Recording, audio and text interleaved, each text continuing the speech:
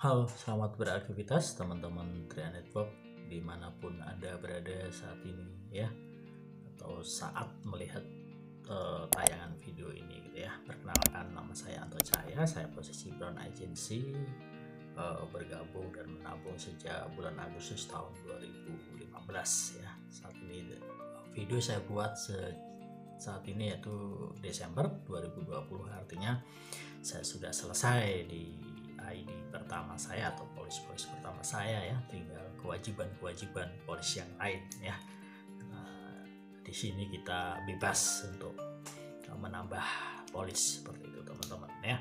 Oke, pada kesempatan ini saya mau sedikit sharing gitu ya, bukan bermaksud untuk menggurui teman-teman karena tetap aja nanti koridornya ya ada sesuai dengan garis sponsorisasi bila mana mau untuk konsultasi dan lain sebagainya. Ini hanya tambahan saja, barangkali bermanfaat buat Anda seperti itu.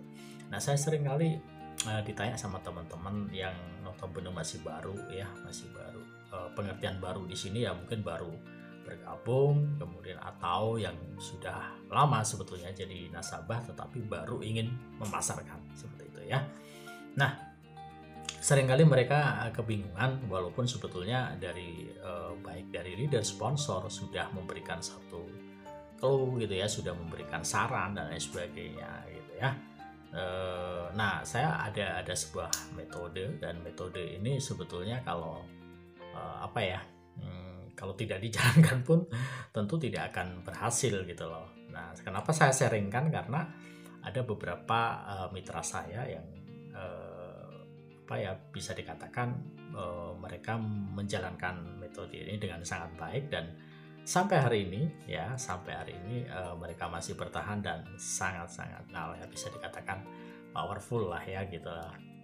Jadi teman-teman, ada 3 prinsip dasar yang semestinya kita kuasai ya, pada saat kita sebetulnya tidak hanya di industri network marketing sih, di apapun itu sama sebetulnya ya, tetapi di sini terkhusus di program Tria Network. Yaitu prinsip dasarnya apa? Pertama ya, kalau kita ingin jago dalam jualan gitu ya, ibaratnya kan gitu ya, jago dalam jualan ya, pertama adalah kita harus autobiografi. Itu pertama. Autobiografi itu maksudnya apa? Profil ya, menceritakan ya, bercerita diri sendiri gitu kan. Autobiografi itu kan kalau di buku-buku itu kan ada autobiografi tokoh siapa seperti itu kan. Nah, sama di situ juga demikian. Jadi kalau kita menceritakan diri kita sendiri, tentu orang apal kan.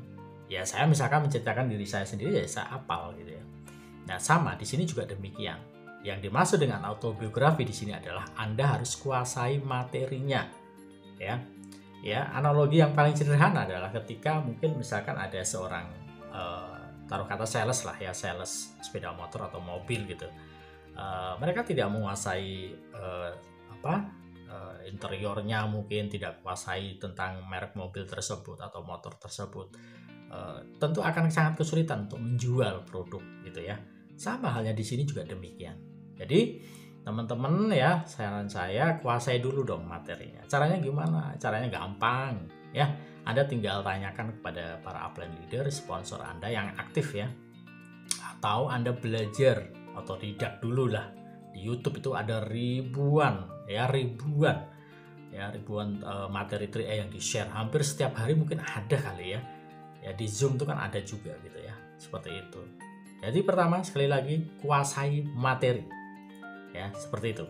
Kemudian setelah kita kuasai materinya ya, tentunya akan timbul rasa suka ya, atau es krim istilahnya gitu ya. Es krim itu kan disukai dari anak kecil sampai orang dewasa, sampai orang tua bahkan gitu ya. Anda bisa bayangkan siang hari haus gitu ya, ada es krim tuh rasanya kan menyukai banget gitu ya. Jadi sukai atau cintai atau mungkin jiwai. Nah, ini relate dengan nanti ada branding diri, ada medan magnet gitu ya. Nah, seperti itu maksud saya. Jadi Anda setelah itu menyukai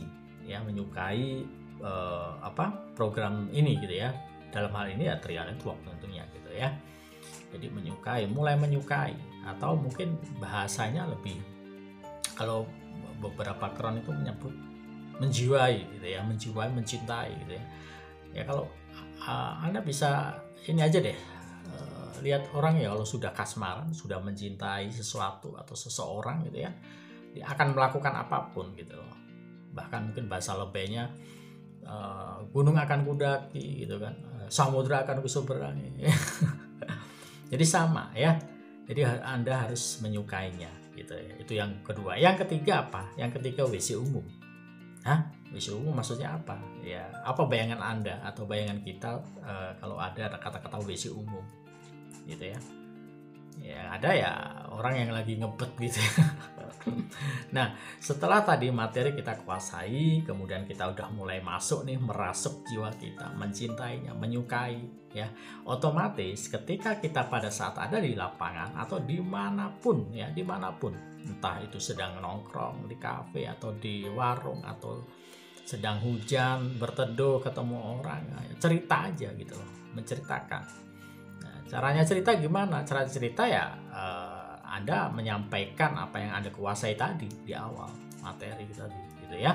Jadi gitu, ngebet cerita, ketemu orang cerita kayak gitu ya. Jadi 3 hal ini sebetulnya prinsip yang paling dasar.